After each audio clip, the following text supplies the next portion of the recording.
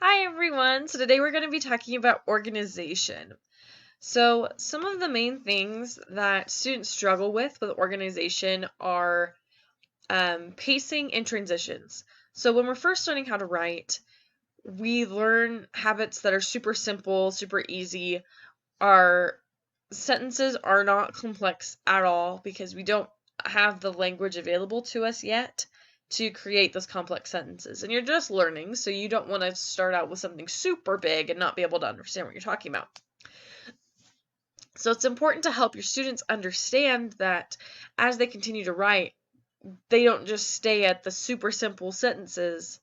They should be growing and continuing to expand their horizons of writing and stuff like that. So with pacing, it can be either too fast or too slow. A student can spend from one sentence to a million on a certain topic. And so they want to find that real sweet spot of I have addressed everything that I need to and that's vital to this argument that I'm making, and now I can move on. Because if they don't address everything they need to, their argument becomes weak. If they address too much, their argument's lost because you can't follow it. So just helping your students find that sweet spot of this is enough information, this is too much information. You wouldn't tell somebody that's trying to, like, as an example, you wouldn't give somebody a description of your room and, like, your bedroom and be like, oh, and I have this random thing that's barely even connected to my bedroom. You wouldn't include anything like that. And so making sure that they're not being too detailed because it can become tedious for the reader. If you go into talking about the texture of the carpet for 20 minutes, then, you're going to lose your reader. The other thing is transitions. Using transitions that are too common, first, second, third, etc. Those transitions aren't necessary. You can just start by expressing why this specific thing is necessary, or specifically in those essays that we've been looking over, why this part of why this is the most important technological advancement, or whatever. Why, how, when, what, who. Just start diving into the paper. Don't spend time wasted on first, second, third. You sound like you can force yourself into a habit of using these all the time, and then it doesn't keep the reader's interest anymore. So this is actually in the textbook. So I just scanned this from the textbook. So I would suggest pausing the video to be able to look and read this. I had the page open just a second ago, and there it is. It is on page 147 in the textbook, if you can't read this off of the slide. I'm not going to spend too much time on this just because we've been talking about this in class a whole lot, but so if you want to pause the video and read the slide, so you can get a general idea of what's really, really good and what's not. The main thing to remember is that you want the reader to be engaged. So somebody that's around a 1 or a 2 with Creating Lead, they're not giving the reader any idea of what they're going to be talking about.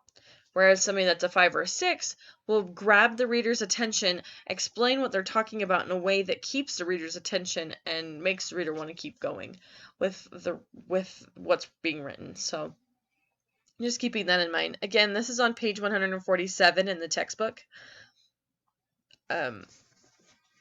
Traits of Writing in the Traits of Writing textbook. This is also from the textbook. I feel like this is a little easier to read, but so this is page 112 and 113.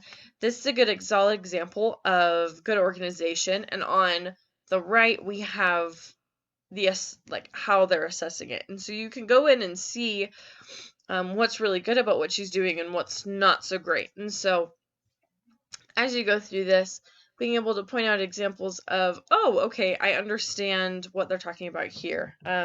So if you want to pause the slides or pull out your textbook and look through that, that would be great idea.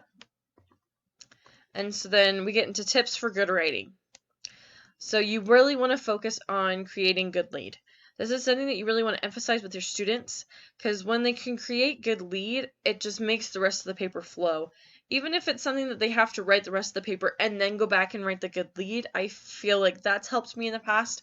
You just really want something that grabs the reader's attention and makes them stay, makes them want to keep reading. Next, you want to focus on the structure of the body. If everything's kind of mismatched and it doesn't flow very well, things are kind of just out of place, it's one sentence is talking about one thing and then completely changes topic in the next sentence.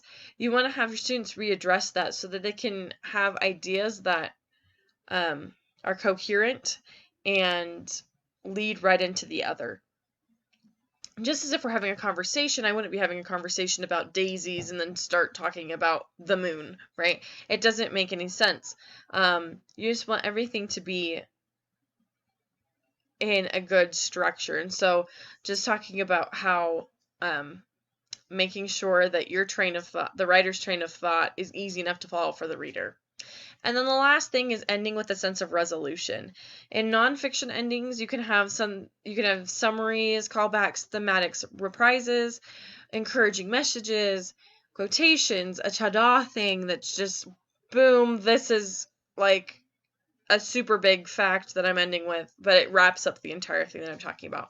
Or we have fiction ending with epiphany, morals, an image, irony, tragedy, surprise, Hollywood ending. The Outsiders is a great example of an image because it's ending with the exact same way that it began. However, it draws this picture that you can just really see. So if you have any questions about any of this, go ahead and message me. Like I said, go ahead and go back and pause the video at those different slides so you can go back and read. But yeah, thanks for watching.